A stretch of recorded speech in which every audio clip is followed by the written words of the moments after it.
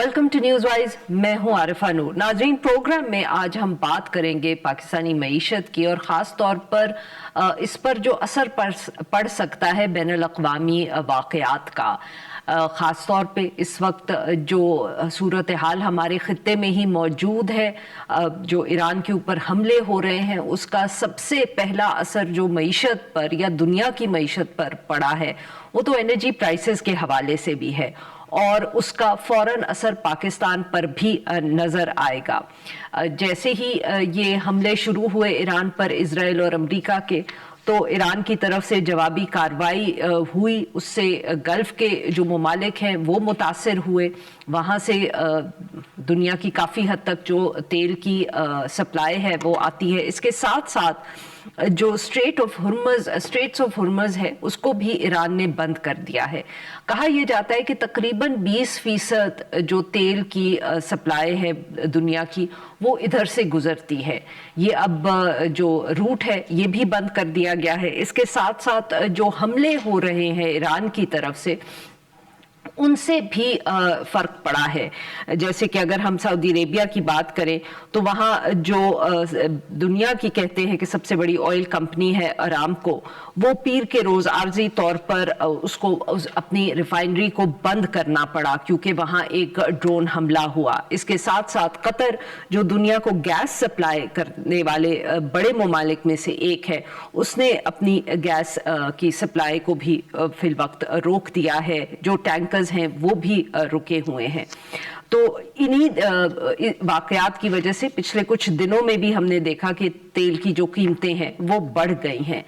पाकिस्तान में भी इस हवाले से हम रिपोर्ट्स आई हैं सामने, मीडिया रिपोर्ट्स के हुकूमत ने फ़ौरन इसके ऊपर मीटिंग्स भी की, इजलास भी किए, लाहे अमल आगे तय करने के फ़ैसले भी बहुत किए।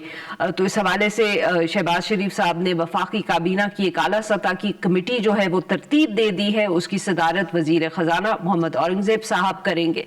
ये जो कमेटी है ये तवानाई की मार्केट पर नज़र रखेगी, रोज़ाना की बुनियाद पर वो देखेगी कि मुल्क में कितने स्टॉक्स हैं। अभी हमें बताया ये जा रहा है कि मुल्क में इस वक्त तकरीबन 1 महीने के जो है वो स्टॉक्स मौजूद हैं, मगर साथ साथ हुकूमत ने यह भी फैसला किया है कि दुनिया में जिस तरह तेल की कीमतें बढ़ेंगी तो फ़ौरन जो है वो पास ऑन हो जाएंगी कंज्यूमर्स तक। हुकूमत बिल्कुल ये कोशिश नहीं करेगी कि वो किसी किस्म की ये जो उतार चढ़ाव होता है उसको रोके या लोगों को किसी किस्म की subsidy they, because of course Pakistan की जो मईशत है उसमें इतनी गुंजाइश मौजूद नहीं है। वफाकी वज़ीर पेट्रोलियम अली परवेज़ मलिक साहब ने भी इस हवाले से सऊदी अरेबिया से उन्होंने के सफ़ीर से मुलाकात की है, जिसमें ये कोशिश की है जानने की और कमिटमेंट्स भी हासिल की हैं सऊदी अरेबिया से कि वो अल्टरनेटिव रूट से अब जो है वो तेल पाकिस्तान भिजवाएंगे। ये तो एक तरफ हुकूमत की जो है कारकर्दगी रही है, बट साथ साथ ये भी जानने की कोशिश करेंगे कि ये जो तेल की कीमतें बढ़ेंगी उसका मुल्क पर, मईशत पर क्या असर रहेगा। पिछले दिनों में भी बहुत बहस रही इस हवाले से, क्योंकि जो ये इन्फ्लेशन जिस तरह रही है चंद सालों में, तो लोगों की जो कुव्वत खरीद है उस पर बहुत फ़र्क पड़ा है। और एक हालिया जो सर्वे भी आया उसने बताया कि कैसे पाकिस्तान में जो गुर्बत है वो तकरीबन अब 28% से भी ऊपर चली गई है, जिसकी वजह से लोग अब अपनी खुराक भी उनको मुकम्मल तौर पर नहीं मिल रही। इन सारे इश्यूज पे बात करने के लिए आज हमारे साथ मौजूद हैं मिफ्ता इस्माइल साहब, साबिक वजीर खजाना रह चुके हैं, बहुत गहरी नजर रखते हैं ये इन सब मामलात पे। Welcome to the show sir. Miftah साहब, सबसे पहले तो ये जो इस वक्त ऑयल प्राइसेस बढ़ रही हैं, इनके ऊपर अगर आप कमेंट करें सर कि क्या आप देख रहे हैं कि आने वाले दिनों में ये कीमतें और ऊपर भी जा सकती हैं? देखिए, ये कहना मुश्किल है कि और कीमतें बढ़ेंगी कि नहीं, लेकिन जो तेल की बैनुल अक़वामी मंडी में कीमतें $60 की होती थी ब्रेंट ऑयल की और WTI की थोड़ी सी कम, वो अब बढ़ के 80 हो गई हैं। तो अच्छी खासी कीमतें बढ़ गई हैं और कुछ एंटिसिपेशन में पहले ही बढ़ गई थी, 70 तक पहुंच गई थी, अब 80 के करीब पहुंच गई हैं। تو پاکستان میں پیٹرول کی قیمتیں اور ڈیزل کی قیمتیں جو ہیں وہ ٹھیک ٹھاک بڑھیں گی. کچھ لوگوں کا اندازہ ہے کہ 30 روپے سے زیادہ بڑھیں گی انلیس کہ حکومت جو ہے جو کہ تقریباً 100 روپے ایک لیٹر پہ ٹیکس لیتی ہے پیٹرول کے, انلیس کہ وہ تھوڑا سا ٹیکس کم کر دے, پاکستان کے اندر اس کی قیمتیں بہت بڑھنے کا خیال ہے یا توقع ہے. اچھا سر, بٹ یہ بتائیں کہ obviously ایک طرف تو تیل کی قیمتیں بڑھیں گی, لوگوں پہ جو اثر ہوگا اس پہ ہم بات کریں گے, بٹ ہماری بیلنس آف پیمنٹس پہ اس کا کوئی خاص اثر پڑ سکتا ہے کہ نہیں, کیوں اور یا معیشت کے لیے کتنے مسائل ہو سکتے ہیں, چاہے وہ 60 ہو 80 ہو, بیکاز obviously امپورٹ بل جو ہمارا ہوتا ہے اس میں تیل is one of the biggest factors. It is the biggest factor. اور جو پاکستان مثال کے طور پر اگر $2-2.5 بلین کا مہینے کی انرجی خرید رہا تھا جس میں LNG اور وہ شامل ہیں, تیل ڈیزل وغیرہ, تو وہ تقریباً $1 بلین سے یا $500 ملین سے بڑھ جائیں گے. تو ایک ملک جو اس کا آلریڈی کرنٹ اکاؤنٹ جو ہے وہ بڑی تکلیف میں ہو اور خسارے میں ہو, وہ اگر 6 بلین اس کے سال کی ایوریج پہ کاسٹ بڑھ جاتی ہے تو ظاہر ہے کہ وہ خسارہ بڑھ جائے گا, وہ خسارہ بڑھ جائے گا, وہ پیسے ہمارے پاس نہیں ہیں. سو 3 چیزوں کا ایکسپیکٹیشن ہے. نمبر 1 کہ پاکستان کے اندر آپ کے پیٹرول اور ڈیزل مہنگا ہوگا. اب کتنا مہنگا ہوگا یہ فیصلہ حکومت کرے گی. ظاہر ہے کہ وہ کتنا اپنے ٹیکس کے اندر کمی لینا چاہتی ہے اور کتنا یہ بوجھ عوام پہ ڈالنا چاہتی ہے.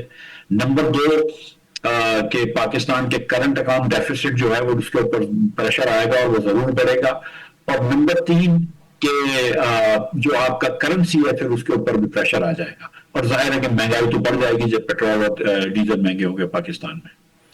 بٹ سر اگر ہم دیکھیں آج بھی یا پچھلے 1-2 دنوں میں جو جس قسم کے بیانات حکومت کی طرف سے آئے ہیں تو وہ تو کافی اس وقت کانفیڈنٹ لگ رہے ہیں بیلنس آف پیمنٹس کے حوالے سے. وہ کہتے ہیں کہ ہمارے پاس ریزروز بہت ہے, ہم نے تو لوکل مارکیٹ سے بھی ڈالرز خریدے ہوئے ہیں, so we are very comfortable on that account. اور دوسری طرف تیل کی بھی ہمارے پاس جو ہے سپلائیز, وہ کہا جا رہا ہے کہ پورے مہینے کی تقریباً ہے ہی صحیح.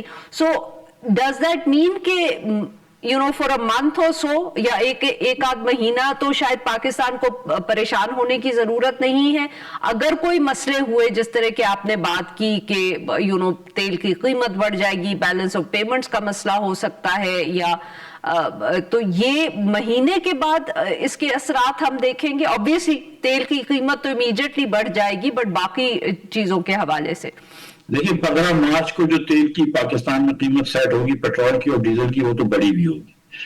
پاکستان میں جو پیٹرول کی پرائس ہوتی ہے, ڈیزل کی پرائس ہوتی ہے, وہ پلیٹس کے انڈیکس ہوتا ہے سنگاپور کا, اس سے لنکڈ ہوتی ہے. وہ بڑھ گیا ہے تو یہ پرائس بڑھ جائے گی. اس میں ظاہر ہے کہ جو تیل کی کمپنیاں پاکستان میں ہیں, PSO ہے, شیل ہے, دیگر کمپنیاں, ان کے بہت زیادہ نفع ہوں گے کیونکہ ان کی انوینٹری سستی ہے اور اب ان کو زیادہ پیسے مل رہے ہوں گے. حکومت کو جو بھی ٹیکس ملتا ہے وہ حکومت فیصلہ کرے گی کہ وہ ٹیکس کم کرتی ہے یا ٹیکس اتنی ہے رکھتی ہے اور لوگوں کے اوپر سارا بوجھ ٹرانسفر کرتی ہے. جیسے ہی پاکستان میں پیٹرول اور ڈیزل کی پرائس بڑھے گی تو تھوڑی سی ایکسپیکٹیشن مہنگائی کی ویسے ہی سیٹ ان ہو گئی ہے, کور انفلیشن شاید اگلے مہینے اور بڑھ کے آئے گا, تو تھوڑی سی مہنگائی بڑھنا شروع ہو جائے گی. یہ بات درست ہے کہ کرنٹ اکاؤنٹ ڈیفیسٹ جو ہے اس کے اوپر فروری تو نکل گیا, مارچ میں تھوڑا سا پریشر آنا شروع ہوگا اور اپریل میں اس کا پوری طریقے سے پریشر آئے گا. لیکن مارچ کے اندر بھی پریشر آنا شروع ہوگا. ایک تو اسٹریٹ آف ہرموز کے اندر سے بھی چیزیں مہنگی ہیں, ہم کو پھر کچھ ریڈ سی سے چیزیں لینی پڑیں گی سعودی عرب سے جو اس نے بات کی ہے. March will be in terms of current account deficit not so bad کیونکہ یہاں پہ شاید تھوڑی سی انوینٹری بھی ڈپلیٹ ہو.